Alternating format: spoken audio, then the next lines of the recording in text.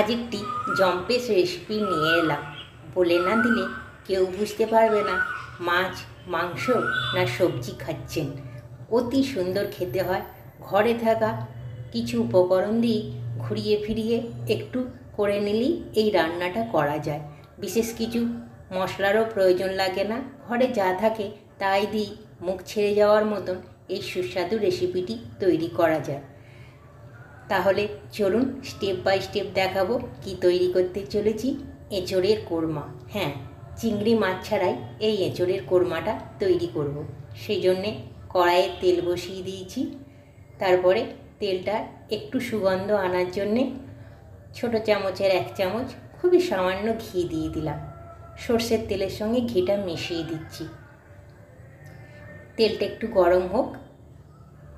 তারপরে একটা ছোট এলাচ, 2টো দারচিনি আর 2টো লবঙ্গ থেতো করে তেলটার মধ্যে দিয়ে দিয়েছি। এটা আগে একটু ভাজা হোক। এরপরে একটা বড় শুকনো লঙ্কা, 2টো তেজপাতা আর সামান্য জিরে একটু ভাজা ভাজা করব ওই গরম মশলাটার সঙ্গে। তারপরে এখানে একটি ছোট সাইজের পেঁয়াজ দিয়ে ভেজে নেব। এটা কোরমার জন্যে আলাদা করে ভাজবো। একটু লাল করে ভাজতে হবে কিন্তু, যেহেতু কোরমার মতন করে বানাচ্ছি তাই। কালার আনার জন্যে সামান্য চিনি দিয়ে দেবো। তারপরে এটাকে তুলে রাখ। এরপরে একটা বড় পাত্রের মধ্যে এক এক করে হাতে মাখা এঁচোড়ের জন্যে প্রথমে এঁচোড়টা দিয়ে দিলাম। পরিমাণ মতন এঁচোড়ের সঙ্গে পরিমাণ মতন আলুও দিয়ে দিলাম। ঠিক মাংসের মতন করেই মশলাটা রেডি করছি।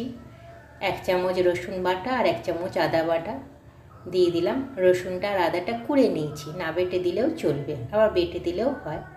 2টো মাঝারি সাইজের টমেটো আর 2টো বড় সাইজের পেঁয়াজ দিয়ে দিলাম। ভালো করে মাখিয়ে নিতে হবে এগুলো। এরপরে হলুদ দিয়ে দেবো। তারপরে স্বাদ মতন লবণটা দিয়ে দেবো। একটু লঙ্কার গুঁড়ো দিয়ে দেবো, কাশ্মীরি লঙ্কার গুঁড়ো দিলেও চলবে। একটু জিরে বাটা দিয়ে দিলাম, একটু ধনে গুঁড়ো দিয়ে দিলাম। এরপরে আবার ভালো করে মশলাগুলো মাখিয়ে নেব। খুব সুন্দর করে মাখিয়ে নিতে হবে। প্রতিটা আলু আর এঁচোড়ের গায়ে হাতে মাখা যেমনভাবে এঁচোড় তৈরি করা হয় সেইভাবে মাখিয়ে নিতে হবে। চিকেন মাটানো তো এইভাবে মাখানো হয়। এরপরে কয়েকটি লঙ্কা চিড়ে দিয়ে দিলাম। তারপরে 3 চামচ মতন সর্ষের তেল দিয়ে দেবো। তেল দিয়ে আলু, এঁচোড়, টমেটো, পেঁয়াজ সমস্ত কিছু একবারে সুন্দর করে মাখিয়ে নিতে হবে। আধ ঘন্টা ম্যারিনেট করে রাখলে ভালো হয়। এইভাবে অনেক সময় আমি চিকেন মাটানো রাঁধি, ডিমও রাঁধি। খানিকক্ষণ মশলাটা মাখিয়ে আধ ঘন্টা রেখে দিলে অপূর্ব লাগে। আর যদি হাতে সময় না থাকে তাহলে সাথে সাথেই করতে হবে। এখানে কোরমার পেঁয়াজটা আমার ভাজা হয়ে গেছে, এটাকে তুলে রাখবো। তারপরে তেল একটু দিয়ে দিয়েছি। তেলটা গরম হতে হবে।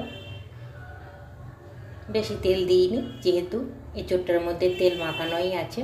তারপরে এঁচোড়টা একটু একটু করে গরম তেলের মধ্যে দিয়ে দেবো।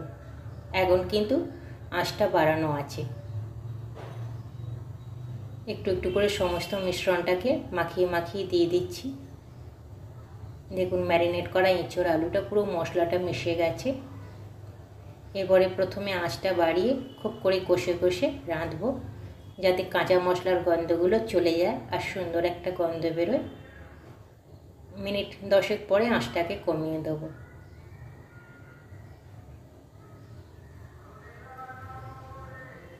কষে কষে রাঁধছি, একটু করে বাড়িয়ে একটু করে কমিয়ে কমিয়ে রাঁধতে হবে। যদি মনে হয় ধরে যাচ্ছে তখন কমিয়ে দেবো। দেখুন পুরো মশলাটা মিশে গেছে আলু আর এঁচোড়ের সাথে। আর একটু নেড়ে চেড়ে রাঁধছি। সুন্দর গন্ধ বেরিয়েছে। এরপরে এতে গরম জল দেবো। ঠান্ডা জল দিলে কিন্তু টেস্টটা নষ্ট হয়ে যাবে। ওই জন্যে মশলা মাখানোর বাটিটায় একটু জল, 2 কাপ মতন জল বসিয়ে ফুটতে দিয়েছি। ছোটো কাপের 2 কাপ জল। জলটা পুরো ফুটে গেলে এঁচোড় আলুটার মধ্যে দিয়ে দেবো। তারপরে যেহেতু একটু সেদ্ধ করতে হবে ওই জন্য প্রেসারে দিয়ে দেবো। কষে কষেও রাঁধা যায়, কিন্তু আমি এটাকে প্রেসারে দিয়ে করলে সুন্দর একটা টেস্টও আসে আর খুব সুন্দর সেদ্ধ হয়ে যায়। সেই জন্য আগে ভালো করে মিশিয়ে নিচ্ছি। প্রেসারের মধ্যে দিয়ে নেব, প্রেসারে দিয়ে দিয়েছি। এরপরে যে কোরমার পেঁয়াজটা রেখেছিলাম এটা উপর থেকে দিয়ে দেবো, যাতে ঘিয়ের সেন্টটা পুরো এঁচোড় আলুটার মধ্যে আস্তে আস্তে ধরে যায়। ঢাকাটা দিয়ে 2টো সিটি দেবো। 2টো সিটি দিয়ে তারপরে ঠান্ডা হতে দেবো। আঁচটা খুলে দেখাচ্ছি, দেখুন ভুরভুর করছে গন্ধ। গরম মশলা, ঘি, পেঁয়াজের যে কোরমারিয়াটা। এরপর এটাকে ভালো করে কড়াইয়ে ঢেলে একবার ফুটিয়ে নিয়ে পরিবেশন করতে হবে। দেখুন আমি একবার কড়াইয়ে ঢেলে ফুটিয়ে নিয়ে পরিবেশন করেছি।